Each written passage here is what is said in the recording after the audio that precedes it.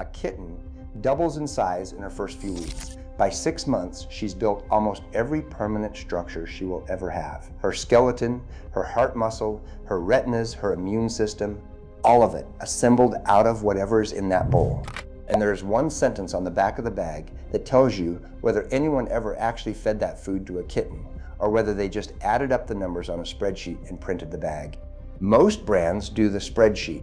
That sentence is in tiny print, usually near the feeding instructions, and I bet you have never read it. By the end of this video, you'll find it in about 5 seconds, and you'll know what it means. So today, 7 things you should not be feeding a kitten, and 3 that actually hold up. Some of these are brands, some of them are habits that get passed down from your grandmother. And number 1 is on almost every kitten food in America, including some expensive ones. Let's start. Number 7, a saucer of cow's milk. This is the oldest image we have of a kitten, the little dish of milk on the kitchen floor. Every cartoon, every storybook, every well-meaning relative, here's the problem. Most kittens lose the ability to digest milk sugar after weaning. Their bodies stop producing enough lactase, which is the enzyme that breaks lactose down. So the milk sits in the gut undigested and ferments. What comes next is diarrhea. And in a kitten that weighs 2 pounds, diarrhea is not a mess to clean up. It's a dehydration risk that can turn into an emergency fast. Now, cats drink it happily, that's the trap. She'll lap it up and purr because it's fat and it tastes good. Her enjoyment tells you nothing about whether she can process it. If you're bottle feeding an orphan kitten, that's a completely different situation, and the answer is a proper kitten milk replacer, not cow's milk. Talk to a vet. Number 6, the cheapest kitten kibble on the shelf. Turn the bag over. On the budget tier, these panels have historically opened with ground yellow corn, corn gluten meal, and soybean meal, with animal byproducts further down. Check the bag you own, because formulas change. Now remember what a kitten is. A cat is an obligate carnivore, the strictest kind of meat eater there is. And a kitten is a carnivore doing the most demanding construction project of her life. Here's the number that matters. Under the AAFCO nutrient profiles, cat food for growth needs a minimum of 30% protein on a dry matter basis. Adult maintenance only requires 26. That gap exists for a reason. Growth is expensive. So a corn-first kitten food may technically clear the minimum, but it's clearing it using the cheapest possible protein sources for the one animal in your house with the least margin for error. Number 5. Any kitten food with the word flavor in the name. This is the labeling rule that carries over from our cat food video, and it applies to kitten formulas exactly the same way. If a product is named chicken cat food, it has to be at least 95% chicken. If it says chicken dinner or formula, 25%. If it says with chicken, 3%. And if it says chicken flavor, there is no minimum at all, none. The rule only requires that something in the recipe provides the taste. So read the name on the front of the kitten bag, then find the qualifier. That one small word tells you more than every photograph on the package. Number 4, adult cat food. This is the most common mistake in this entire video, and it usually happens by accident. You have an adult cat, you bring home a kitten, you've got a big bag already open, and everybody eats out of the same bowl anyway. So the kitten eats adult food.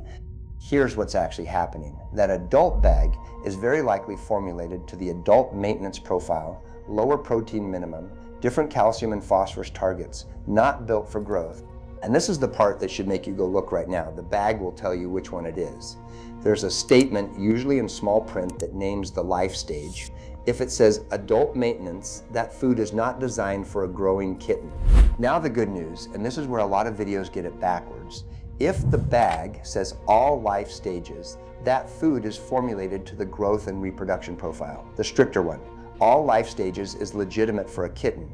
So it's not about kitten branding, it's about the life stage in that statement.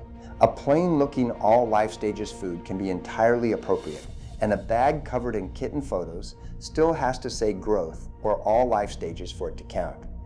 Number 3, boutique and grain-free formulas that only meet adult profiles. This is the trap for the owner who is trying hardest.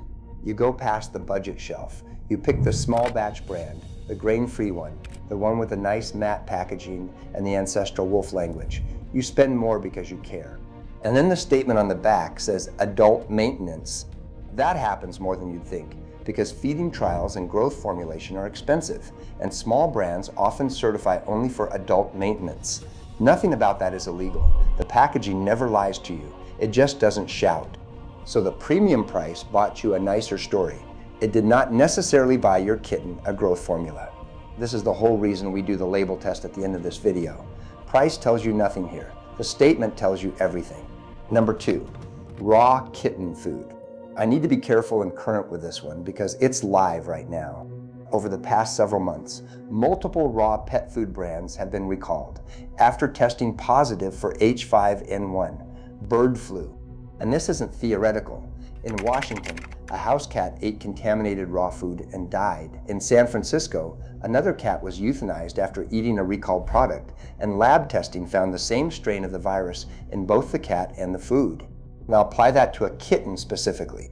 A kitten's immune system is not finished. That's not an opinion. It's the reason she needs a vaccine series instead of a single shot.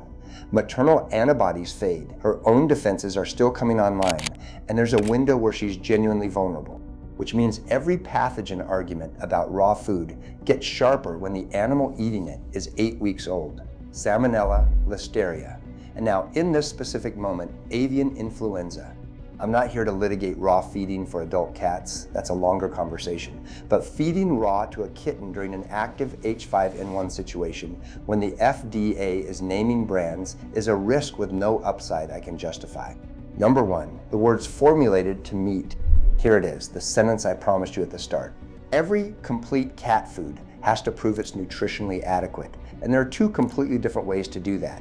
The first way, the label says the food is formulated to meet the nutritional levels established by the AAFCO cat food nutrient profiles.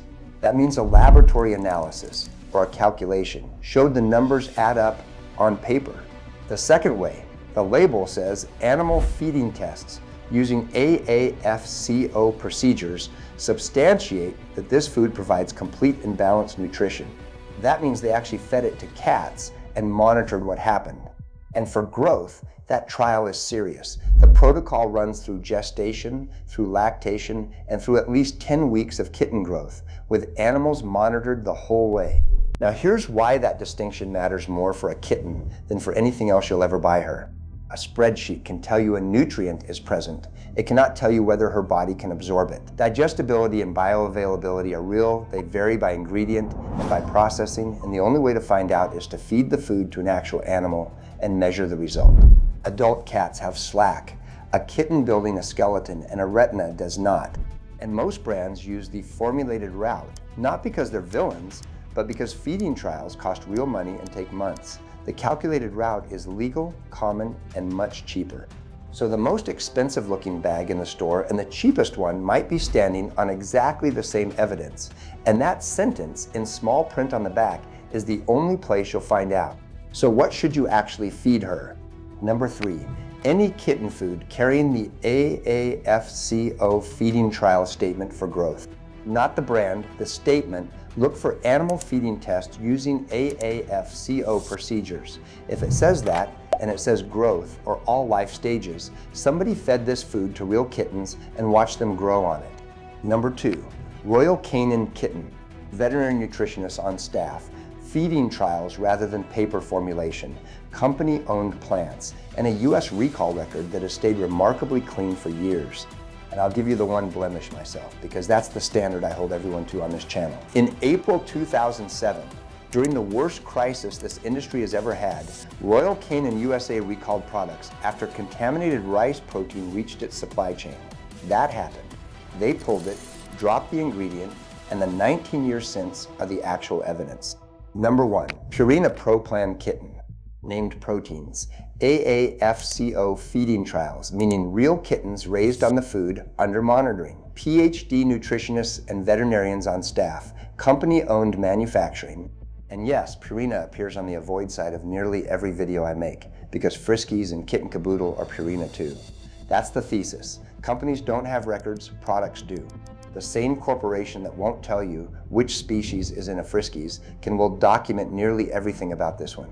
Now, the label test, it takes 5 seconds and it works on any bag in America. Go find the AAFCO statement. It's small, usually near the feeding chart on the back or the side. Read two things. One, the life stage. It should say growth or all life stages. If it says adult maintenance, that food is not built for your kitten no matter what the front of the bag looks like. Two, the method. Does it say formulated to meat or does it say animal feeding tests? Formulated means calculated. Feeding test means proven. Growth plus feeding tests is the highest bar in American pet food. And once you know to look for it, you will notice how few bags clear it. One last thing, and it's why this matters more than any other video I've made. Every other food decision you make for a cat is reversible. If you feed an adult cat something mediocre for 6 months, you switch and she recovers. The first year is not like that. Bone density, organ development, the retinas, the heart muscle, that construction happens once on a schedule and it does not come back around. She gets one growth window. You're the one holding the bag. So go look at that statement tonight and tell me in the comments what yours said. Growth or adult maintenance, formulated or feeding tests.